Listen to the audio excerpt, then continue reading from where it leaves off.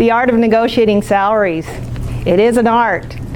And just before we start, just know that negotiating is different in each case, okay? Let's get started. So the key objectives that I hope you take away at least something today. I want you to take away understanding and knowing something about how to negotiate your first offer, many of you. Understand the components of effective negotiation. Learn how to prepare, very important, for salary negotiation. Understand that there are other negotiables besides just salary that you need to be aware of. And identify common negotiation mistakes. And then, last but not least, there's going to be some tips that I'm going to give for women, but they also can apply to men. First off, I'm going to talk about the employer side, because that's what we do.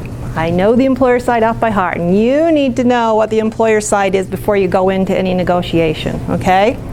So, compensation costs are very significant to employers. At UVU, we spend about 87% of our operating budget on compensation and benefits. It's huge. It's huge. On a national average, benefits cost to employers cost around about 30% of the total cost of the position that they have. So most employers of choice, they pay attention to this because you have to have a competitive benefit program, you have to have a competitive salary in order to get the talent and skill that you want for your organization. So, the goal of the employer, to attract, retain, motivate skilled and talented employees. That's the purpose, that's the main goal of the employer. We want to empower them, we want to treat them fairly, and we also want to reward them for their positive contributions and results. So if that's the employer's view of what they want, what does the employee want out of this?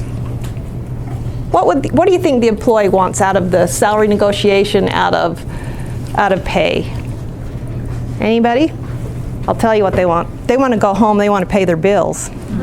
They want to take a vacation and spend some time with their family, right? And they want to put away some in a nest egg. That's the whole point of all this, right? Great. Pay rates are established in two different ways. There's a point factor method and there's market pay method. I'll tell you that about 95% of all employers use the market pay method. I'm going to tell you what that is so you're aware. The point factor method takes compensable factors for a job. Usually the main skill sets or the main factors are skill, responsibility, effort, and working conditions. You take that subset and you're going to divide those into different levels and different degrees, and you're going to give a point or some points to each one of those levels or degrees. Then you take those points, you sum them up, you group the jobs based on their sums, and then you place them on the salary scale so that similar jobs for similar types of compensable factors are paid the same. The compensable factor method is great. They used it many years ago. How many of you have heard of the Hayes system? No one? Great. The Hayes system back in the day was a point factor system that just about everyone used. The problem with the point factor system is it doesn't keep up with the changing demands of the jobs. Jobs change too quickly, and to evaluate like this takes a lot of time, a lot of energy. It takes thorough training of who's evaluating these jobs, and it takes clear and defined rules on how you evaluate. The market pay system, that's what we use here at UVU. It aligns the programs with outside markets. It compares jobs at similar industries for which we compete with talent. It's really a delicate balance between two things: attracting, motivating, and retaining, and managing your labor costs. And we use salary surveys, and salary surveys monitor the market. They're telling us what our competitors are paying for that. So, like I said, the big companies, Adobe, eBay, UVU, all the state institutions, they typically use this market pay system. The market pay, they're concerned about external competitiveness, whereas the previous slide, point factor system is concerned with the internal equity, okay? Most employers will do a combination of both. They're concerned about the internal, but they're also concerned about the external. Because if you have skilled and talented people who come and apply at your position or work for you that have skills that are transferable outside to private industry, like we're a public employer, if we hire somebody that has transferable skills to the public or to the private industry, for instance, IT folks, we compete with Adobe, with eBay. They kind of snag our IT people every once in a while. So we have to be competitive with them and still stay and manage our labor costs, and that's a trick. So what beyond base salary we're going to talk about next? What are some other things you can negotiate beyond the base salary? I love this because it says we'll pay you in experience, exposure, compliments, and gratitude. Just don't ask for monetary compensation. We'll pat you on the head. Well, that's great. That doesn't put food on your table, right? Okay. Total rewards. That's what we call the other types of negotiation that you can do. You can negotiate on total rewards, and I want you to pay attention to this because I'm going to refer back to it through some of the other slides in the presentation. Total rewards is all the tools that's available to the employer that may be used to attract, motivate, retain employees. It includes everything that the employee perceives to be of value resulting from the employment relationship. This is a big one right now. Benefits. Paid time off, retirement plans. Employers put into retirement plans, life insurance and other types of insurances, long-term disability insurance, educational opportunities, tuition waivers perhaps, or help with tuition, with your tuition. Employee development. Maybe they'll send you to a conference that applies to whatever job that you're working at for them. Employee discounts, maybe perks at like right now I've got a lot of vendors calling me about perks around the area. Would you like to give your employees these perks? There's employee discounts that they can give. There's also work-life balance. That one is really important, especially to this generation. It's important to us. Now, I'm a little older than you, but we have found that work-life balance is a huge thing now when we recruit and employ people that are millennials and what are they, Xers? Generation X, thank you. Yep. So these are the total rewards, remember those. Again, this is just, I got it off the labor statistics off of the BLS.gov. This shows that from 2005 to 2014, look how much the cost of the benefits has increased to the employer. So on average, every hour you spend working for that employer, they're paying $9.60 in benefits. That's vacation payouts, that's insurances, that's all the total rewards we talked about on the previous slide. And again, the percent of the total compensation is 30.6%. Let me give you, now we're going to move into, so any questions on that from the employer side? Great. Okay, we're going to move into some negotiating insights, and I think that's what most of you are here for. Great. All right. Okay. Really, the negotiation starts way before you're sitting at the table negotiating, okay? It starts with the interview. It starts for even your application. It starts then. There are two things that you need to know. This is the equation. Whoever is negotiating with you, they have to like you, and they have to feel like you deserve that position and whatever you're asking for in the negotiation. If you focus on this, they're not going to like you. You have to balance between these two things, and that is really, really important. They need to be able to justify an act on whatever you're negotiating internally. Now, there are constraints. UVU, we're a public employer. We get our funding from the legislature, so we don't have all the money in the world. We aren't like an Adobe, who is very well funded, because they are a private entity. So understand, oops, Understand the constraints that they're under. Do a little bit of homework on the company that you're applying for before you even get to the negotiating table. Learn a little bit about them. Where are they funded? I mean, what does it look like? What are are the employees satisfied with it? Things like that. So you actually know when you go into the negotiating table what you're up against. Traditional jobs typically offer high salaries. Why? Because they have transferable skills that can transfer from a private corporation to a public corporation. So there's constant competition for those types of employees. IT programmers, good example. Development officers right now. Y'all know what a development officer is, right? Okay. Any questions on that? They're in high demand. People cannot keep development officers, so we pay attention to that, and our market surveys and our market pay will tell us that. They'll tell us when there's a scarcity of that skill or talent, when we have to raise our rates a little bit, and they'll also tell us when there's an overabundance of that particular skill. So think about those. Think about those. Non-traditional jobs offer lower salaries, but they might offer a more creative deal. I have a son-in-law that works for a company. He's an engineer, and they went in to negotiate a salary because he had a job offer from somewhere else. Well, they gave him a salary offer. It wasn't as great as what he wanted, but they gave him an extra 2 weeks vacation. One of those weeks was in the CEO's beachfront property in California that he can go down and use the house. He's going, oh, okay, we'll trade off for that. So think about those things when you're negotiating. Understand what they can give, where they can give it, and understand how they're going to justify this, what they're asking for, because typically the person you're negotiating with is going to have to go higher unless you're negotiating with the president or the CEO. Typically that's not going to be the case. So you have to understand that so that they can justify it.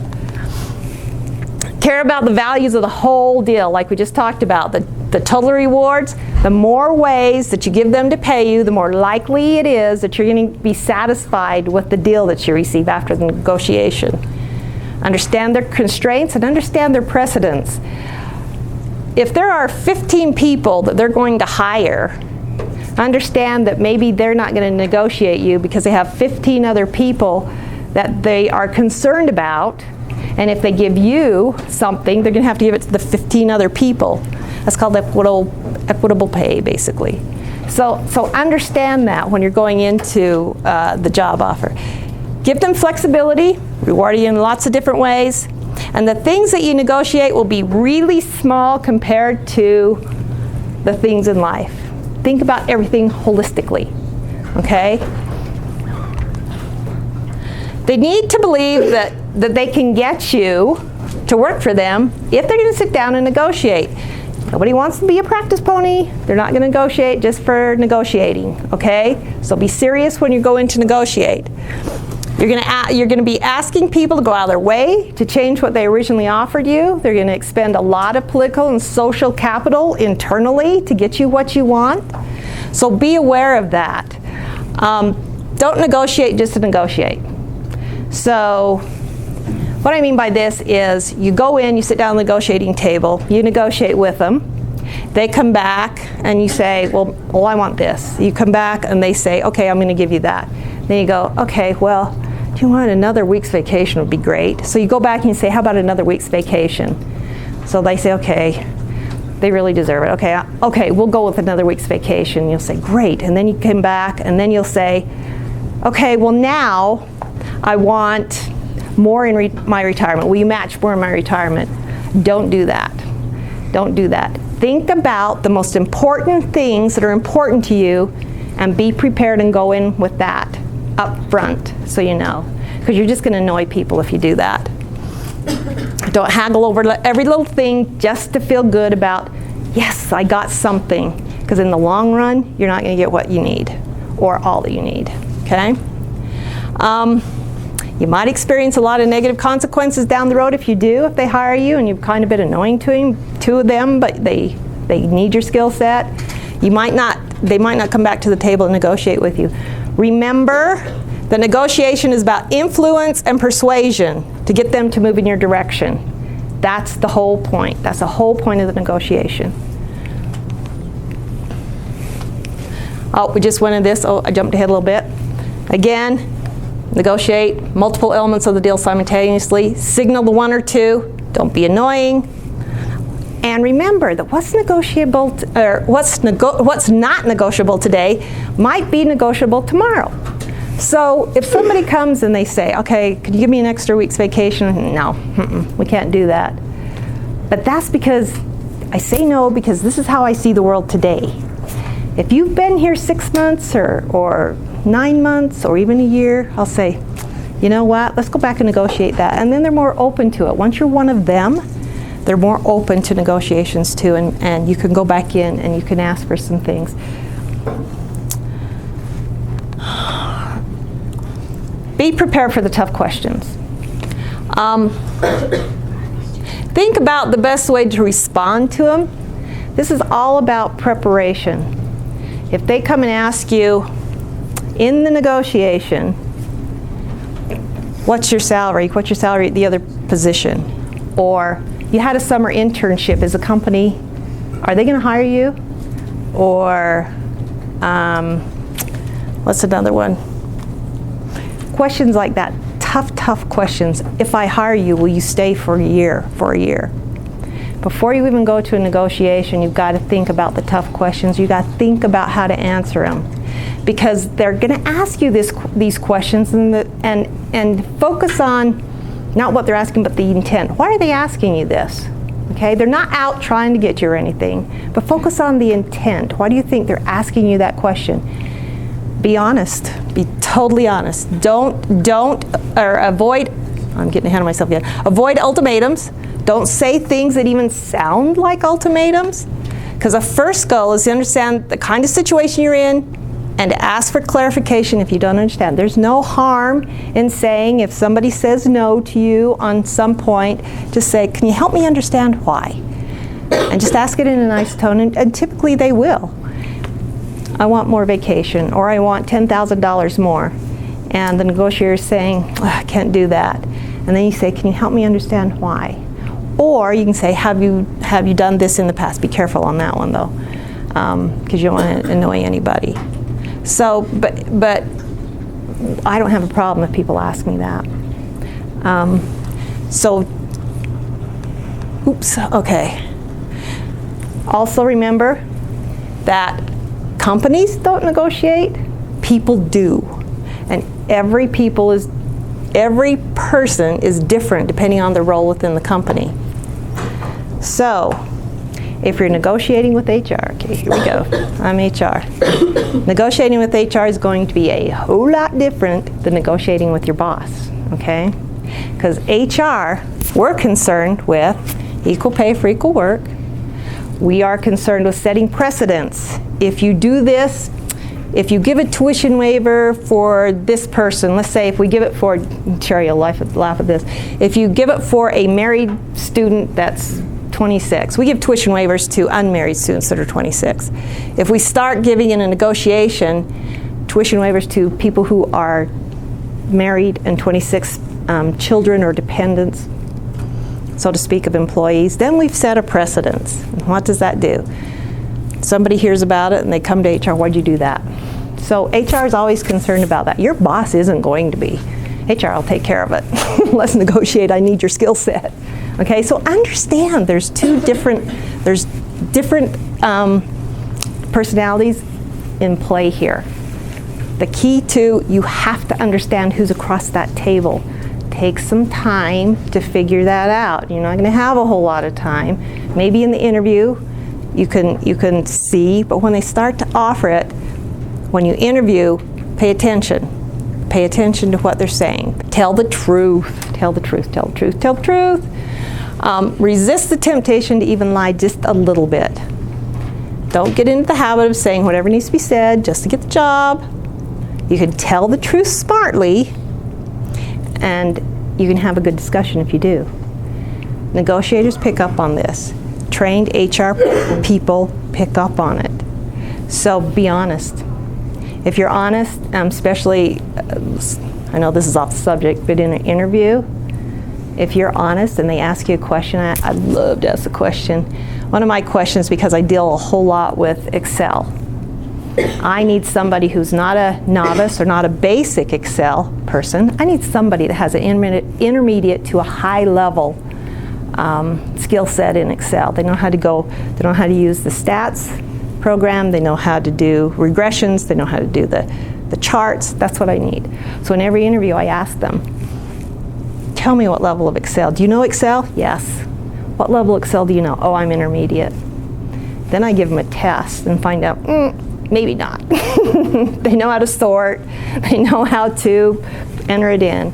So be honest. If somebody tells me that, okay, well, I know how to get into Excel, I can create a spreadsheet, but I really don't know pivot tables, but I'm a fast, quick learner, and maybe I don't know how to do the stats, but I can learn that. I've taken a class, I can learn that. I'll say, you know what, I'd love that, because they're honest with me. At least I know if I hire them where I have to start, or what employee development I have to use. So always, always, always tell the truth. Remember that the first step matters.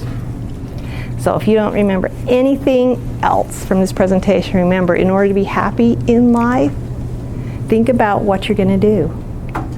Because what is really important, this whole salary negotiation thing is not important to the bigger things in life. What is important is what job are you going to take, what industry are you going to work in, and what career path are you going to do. There's been a lot of statistics shown that college graduates do not like the career they've chosen after a year or two out in the field. High statistics. That's why UVU tries to do such a good job at the engaged learning piece here. You think you'd like to do this?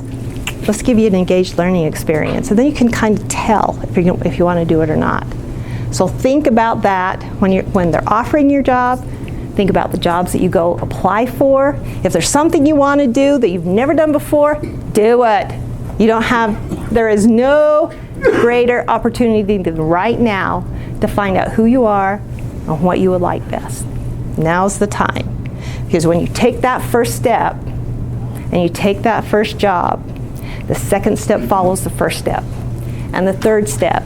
And you go down that path, and pretty soon it gets really difficult to turn, to pivot, or to change or go the other direction.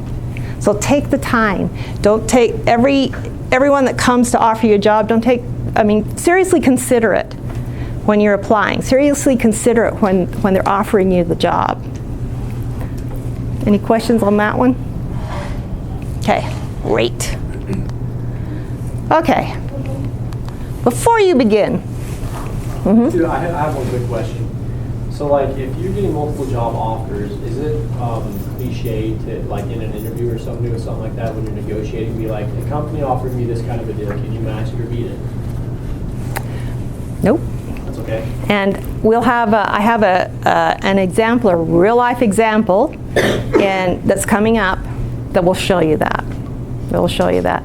It's not. It's the way you say it. Okay? It's the tell it smartly. Tell the truth smartly. It's the way you say it.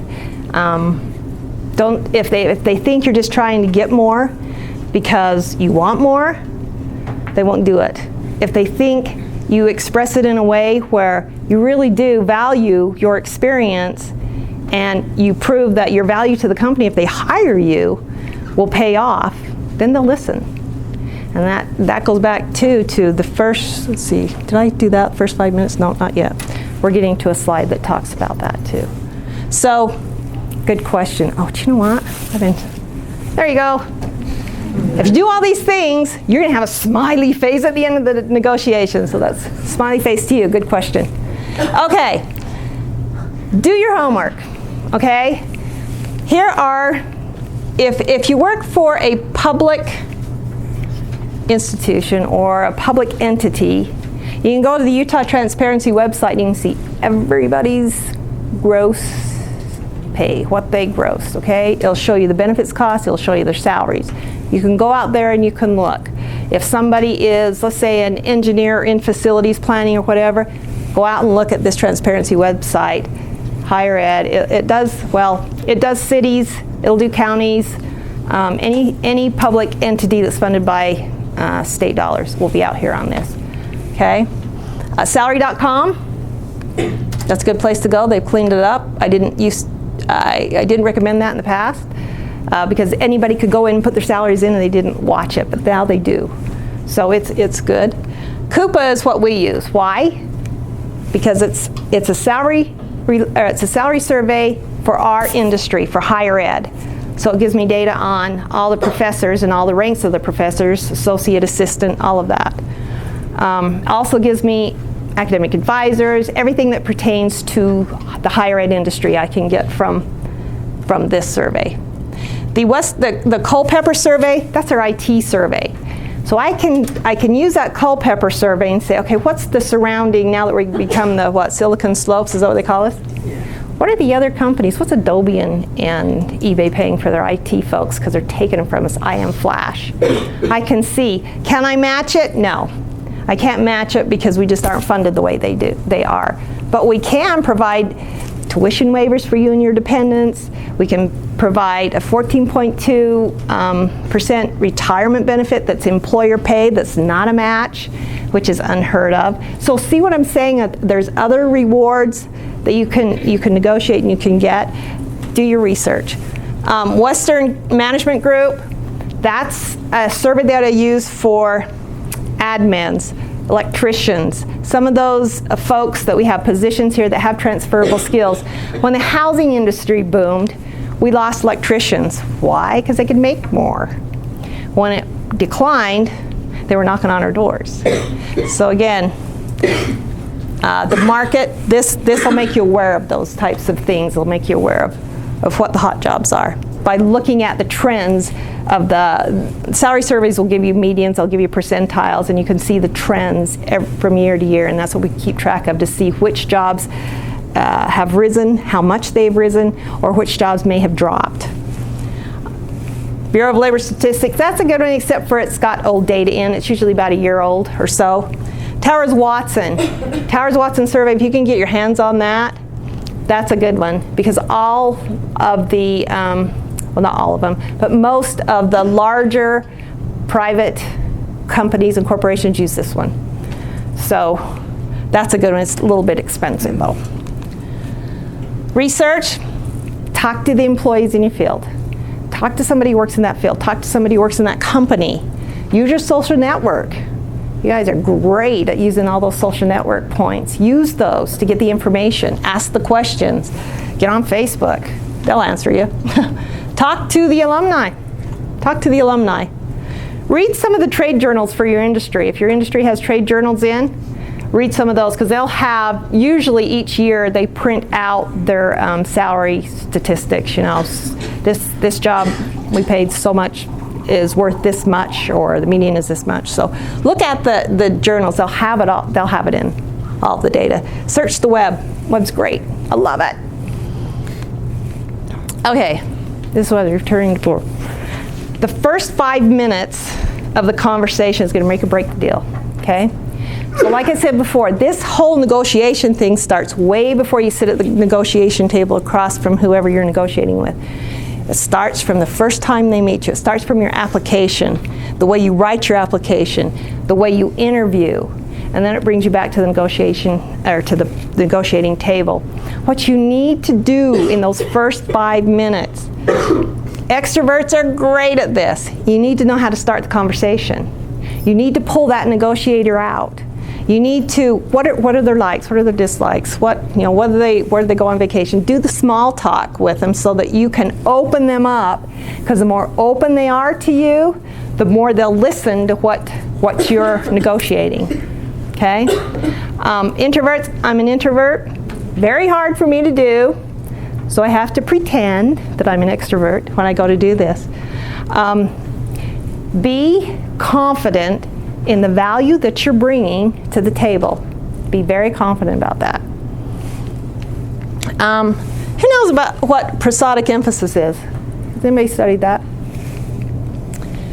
Prosodic emphasis, when you're doing a negotiation, interview, or anything, is you are mirroring the emotion and the inflections and all of that your negotiator, your interview is doing. That way you connect with them.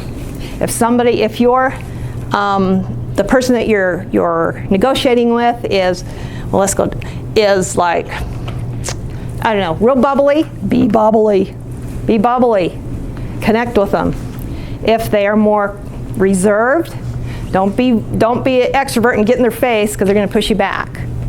Mirror what they're doing, and then that's the way that you can connect with them. You can up and up with them. Start out likable, and that's we just talked about all of that. If you make small talk, you open up, then they're going to open up to you also. Okay? Prepare the specific things you'll say. You're going to have two types of negotiators. You're going to have the hard sell that you walk in, they've got their arms folded, and it's like, okay, give me your best shot, right? They're going to say no to anything you do. You know, they're intimidating, so be prepared. They're not out to get you, though.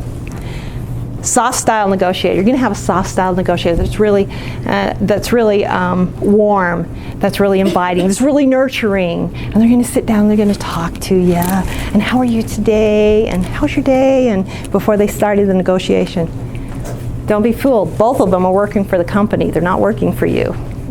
So know what type of negotiator that you're talking with. Okay. Okay. Let's talk about some common mistakes. Accepting the first salary offer. Employers, we anticipate counteroffers. We do that on purpose. We know they're going to come back. So be leery of accepting the first offer. This is especially true for the higher level, higher salaried jobs. Okay, and we're going to learn about those in just a second.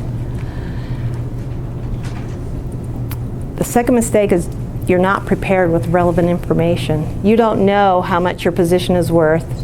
You're not real confident about what the value of your skill set is with the industry because you really haven't gone out to some of the websites or researched it out. Or be prepared. Be prepared. Know the value of your worth. Be confident in the value of your worth. But don't come across as arrogant. Stay away from that. Neglecting to, oh, go ahead. I guess on that same vein, can you speak to, we don't have all that experience going into our first jobs that are going to be salaried. Mm-hmm. How can we, say, not being prepared with relevant information, where can I find the relevant information? You can go to the websites, like I said. You can go to the trade journals. But the best thing to do, which I'd give advice to everybody, ask for the job description in the interview. Know what that job entails. Now, okay, here's the caveat. Know that some of the job descriptions are inflated. Okay? Because what they're trying to do when they give it to HR, like in our comp team, we evaluate the jobs. Sometimes the way it's written will inflate the value of the job. And if we don't know what the job is, especially if it's a new job, we may place that job at a higher level than it is or a lower level than it actually is, depending on how that job description is written. So look at the job description. Look at the knowledge, skills, and abilities that they are asking you to have. Look at the qualifications. A lot of times on that job description it'll say you need to have a bachelor's degree, 4 years, and then it'll say, but a PhD is preferred. What does that mean? That means that they're going to look at the PhDs first, and if it's a job that pays less than $50,000, no PhDs are going to go for that. So you know that they're going to have to come back. So pay attention to the job description. That would be my best advice to you, so that you know what's entailed, what the detail is. If it asks you to, let's just say, do a financial analysis, have you done that? Can you do that? If you've done it in your engaged learning, let them know you've done it. I've had students or people that have graduated come in and they say, well, I haven't, this is my first job. I haven't done that, but I have done it in my class, and here's what we did, and here's the results. So make sure that you are aware of your education, your experience, and what applies to the job, and then talk through that. Again, neglecting to negotiate salaries beyond base salary. Remember to do that. Remember to do that. I love this. How many of us get into this? Now that we hired you, would like to restructure the position. We're going to give you more. So, anyway, negotiate. Any questions on any other questions? Yeah. So, accepting that first salary offer. Say you didn't know, you went in, and you were just like really super excited, took the first thing that they offered you. They're super happy because it was actually thousands of dollars less than they pay everybody else. You find out and you get into the position, you find out, oh my gosh, they make you work 2 years before you can renegotiate. What kind of a situation are you in? And is it something where do you come up to them and be like, hey, listen, down the street, they offered me this. I know you don't do it every 2 years, until every 2 years. I didn't know. Like, how did the person approach that? Because it's your first time. Like you say, it's your first time. You've just got in, never worked a salary job. You took it, and now you're just like really devastated. You come in and you make like thousands of dollars less than the person next to you doing the same job. Is there any room for you to move around, or? Usually, what they'll do. I mean, usually companies in HR will look at it and make sure that you're not low. They'll look at the equity between people who are doing the same job, and they'll say that's too low when it comes in. So you can talk to them, because if you come in and they really value what your skill set is, they'll be willing to talk to you on it. If they don't want to lose you, they'll do it. You just kind of have to fill out. That's why I say, really, you got to do your research. Know what company you're going to, know who you're talking with, and know it's not the company, that it's the person. And just really do your homework. Because once you accept the offer, that's what they expect out of you. Okay? Thank you. Oh, do you know what? I forgot to throw my balls. Here. Oh, man. Smiley face for you for asking the question. Oh, sorry. Question back to me. Oh, yeah. She had a question, actually. Oh. So I actually kind of had the same question as hers, but now my question is, so like, so it's just like the paychecks is about like HR deciding on how much they're gonna pay us, or our supervisor is deciding that? Because I've had the situation where I was employed with another student we're like the same people and for the same position, so they hired two of us. But later on, I like figured out that he was getting paid more, although I was doing more than he was. So I was like, well, that sucks. Yeah. Yeah. Yeah. So it's supervisor versus HR. In your case, where you find that out, go back to your supervisor. Go back to your supervisor, just have a conversation, just say, hey, can I talk to you for a sec? And set up a time. I wouldn't do it while you're working or whatever you're doing at your desk or whatever. Set a time to talk to them, to sit down in their office and talk with them and just explain the situation. Hey, you know, I've been here for a couple years. My skill set's built up. Here's my value as I see it. And this one came in and you put them right next to me. Could you help me understand what I need to do to move up in pay? Just and they'll talk to you. They'll tell you. It might be things that you don't know. It might be the other person came in with the same skill set as you because they've been doing it at another company. Well, we were hired at the same time, both of us. Oh. Together. And so I was like, well, okay. Oh. Yeah. But You need- it's long gone now. So. You need to pay attention to this. Yeah. Women. Yeah, we are bad when we first get hired. Good question. Okay. Women. And men, okay? And men, but mostly women because of who we are. Okay.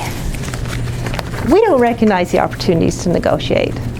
We are just so happy to have that job because that's who we are. That we don't negotiate.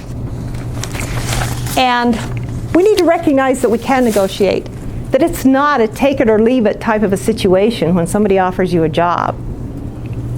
I would always, always, always negotiate. I had an employee a little while ago that she was great. I loved her, but her employer, which happened to be Vivint, offered her a job to come back.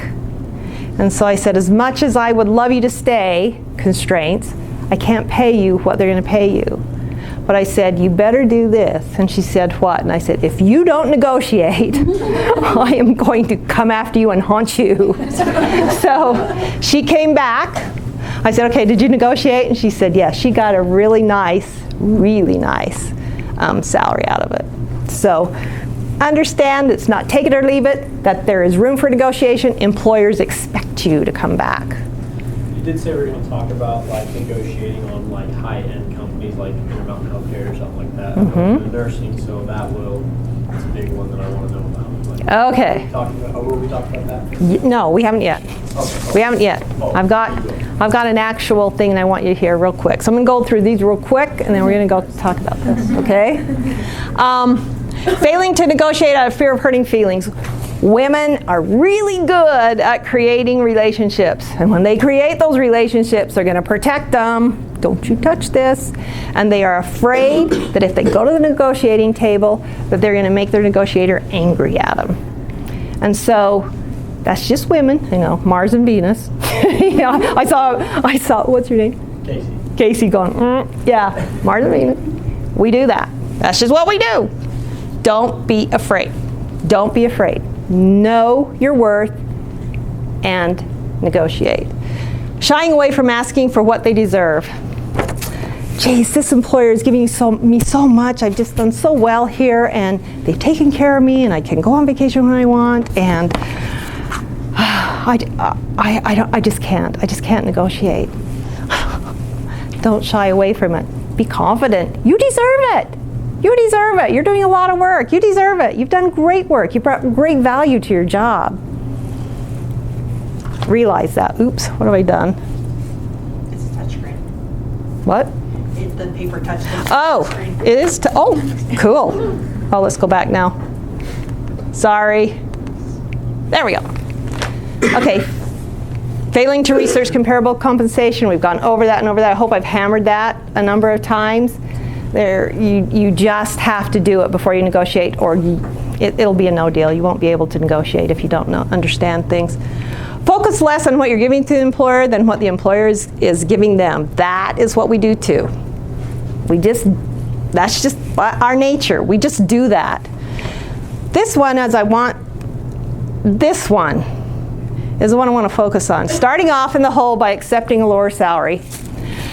Thank you. I so want this job. Yes, I will take $20,000 because I want to get in the workforce and I want to work for you. Doesn't matter to me because I know I know my value. I'm going to work hard. I'm going to build up. I'm going to get that salary that I thought that I would get when I first moved in here. Doesn't work that way. If you start off in the hole, you will always be in the hole. There are things associated with base salary that will be affected. Bonuses. Believe it or not, life insurance is based on your base salary, the amount that you can get. There are other things associated with that. So don't start in the hole by accepting a lower salary. And how do you prevent that? Anybody? No? Who? Research? Who said that? Oh, I did. There you go. Research. Don't take negotiations personally. Women are feelers. And we get our feelers hurt when somebody doesn't talk nice to us or when somebody says no, especially if we get the hard one, right? The hard negotiator. Don't take it personally because they're not out to get you. Separate the business from the feelers, from the feelings. What about with an hourly rate where they say we start people off here, even though like I had an opportunity to take a job, but it was lower than what I was getting hourly. But he said, I'll bump you up here. So what about hourly rates? Like, and salary is kind of a different story, but like, if you feel you're worth something, but like you'd be switching kind of different jobs. So you can't really say, I'm a hard worker, but they don't know that. So how do you say I'm a hard worker and start off at the higher rate How do you get them to trust you like that? Know the value of your education and the experience that's related. Okay. Is what you do. And you have to be articulate enough to express that. Okay? So practice in the mirror. Hard questions come back. Practice that hard. If it's a hard question of why do you think you deserve it, practice in the mirror and then just go for it. Do you know what? If you don't ask, you're not going to get it. So what's the harm in asking, right? So keep that in mind. Yes, very quickly before we move to something else. They say that women get paid less than men. Mm-hmm. It's something that you see a lot here, or is because we fail to ask the questions and just request. Okay, it's because of that. It's because of that. Women who negotiate, women who I've been across the table with negotiating, they get just as much as the males. This is the key. You can't be shy about it. You have to be confident but not arrogant. And I know I'm going to say this, and I probably shouldn't because I'm being taped. If women come across as confident, then the B word comes into play, right? So you have to be, that's where the first 5 minutes of the negotiation, that you open up your negotiator, get them to like you, that all plays into So that. there's no such a thing like this is the salary for a woman and this salary for a man. No, Okay. no, absolutely not. And here at the university, we pay particular attention because after, we're in the performance evaluation now at the university, and we have certain money that's distributed. There's going to be, we have equity and we have key retention and all of that. At the end of the day, when I get all of those back, I do a report and give it to the president. How many males got it? How many females got it? What was the average salary? We keep really close watch on that here. So most companies will do that. I worked in a warehouse for about 2 years. Uh-huh. It's a very sexist area to be in because they think the men have to hustle.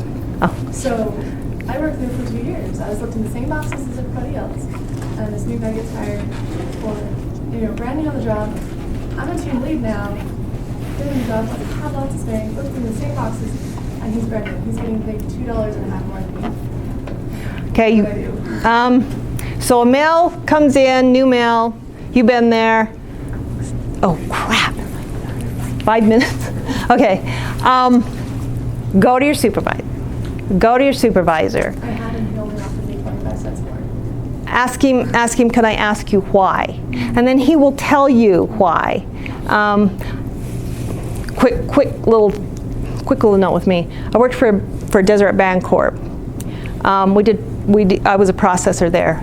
A male came in, I was single at the time, wasn't married. A male came in with a family. Up went the rate. There were 2 of us there, 2 women there. We were very incensed. Went and got jobs back in the day with AT&T up in Salt Lake. Came back and said, you know what, we're gone. Unless you do something, because we were living on our own too, so we had to support ourselves also. Called it to their attention. We did get the raise. So again, you have to be confident in your value, and don't be arrogant, don't be angry. Just ask them why. Can you help me understand? The equation to negotiation, remember the first 2?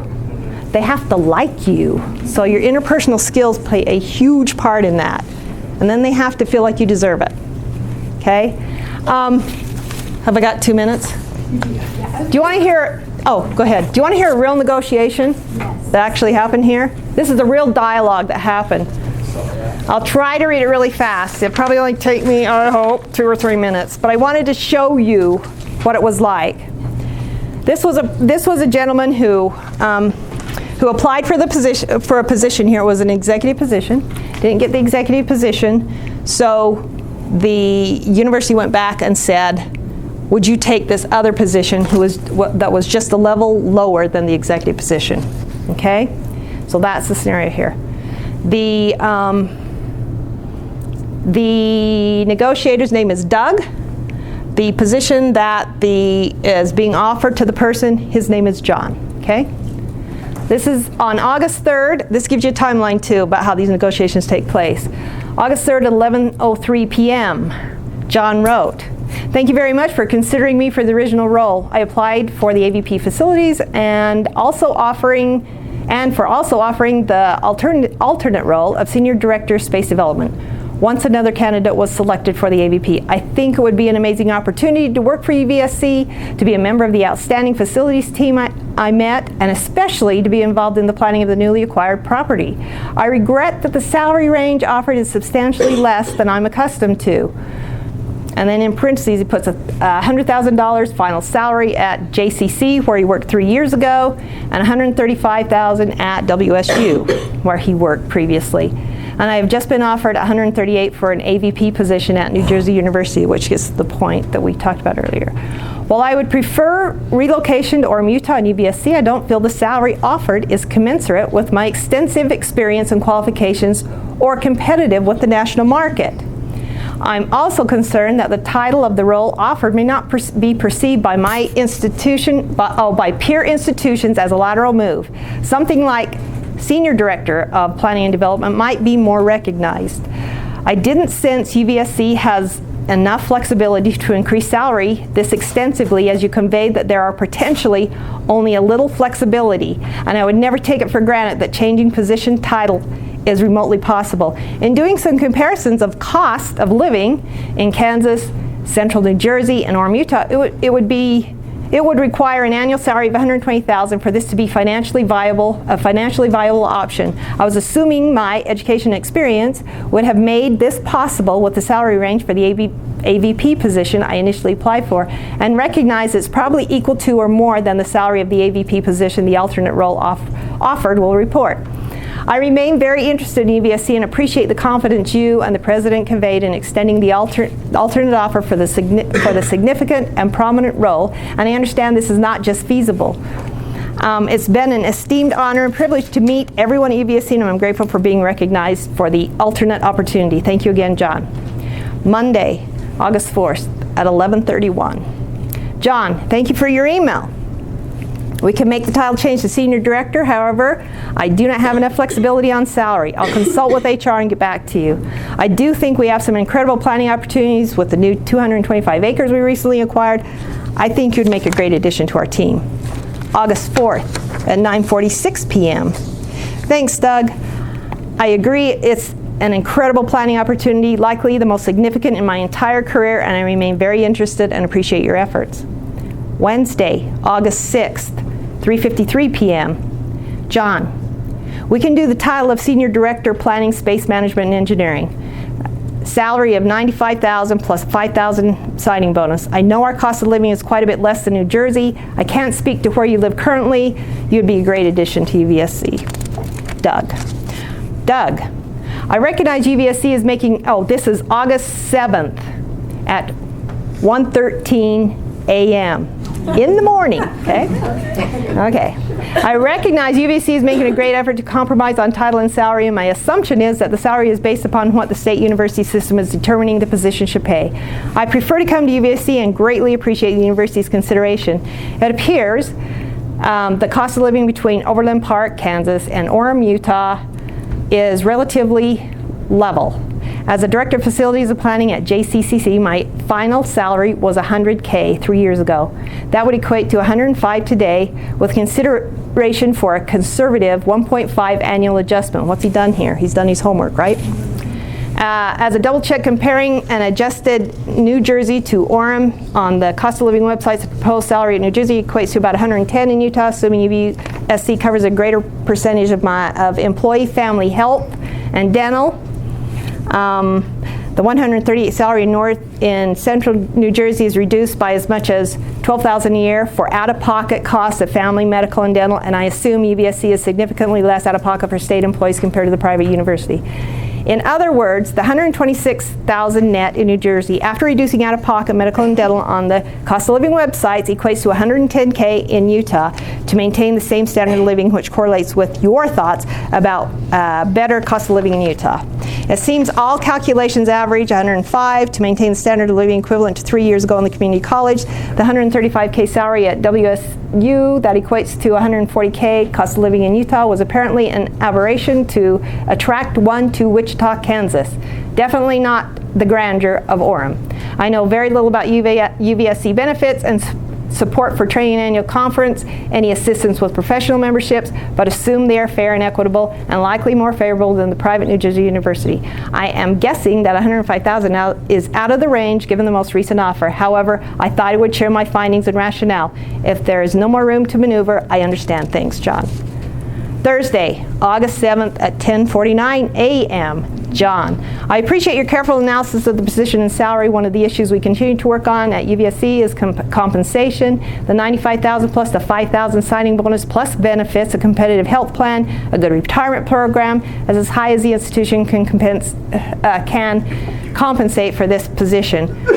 We also will give $2,500 towards moving expenses. I understand you have other options. We think you have a skill set that would be a nice fit for you for UVSC. We appreciate your consideration and understand if you decide to go to one of your other options. Doug. Thursday, August 7th, 11:24 a.m. John wrote, thanks. This is a very important decision. I'll greatly appreciate allowing me until next Monday to decide so that I can discuss with my family over the weekend and explore living options via the internet. What do you think happened? I bet they decided. He didn't take the job. He went. But this is a really good example of everything we talked about today. He did his homework. He knew what he was doing. He knew what UVU was what the constraints were. So at the end, whoops, I think this is the last one. Oh, in a nutshell, practice the conversation, do your homework, don't undervalue your worth, consider all tangibles, ask questions, be polite and confident, and don't take no personally. And with that, I thank you. If you have any questions, let me know.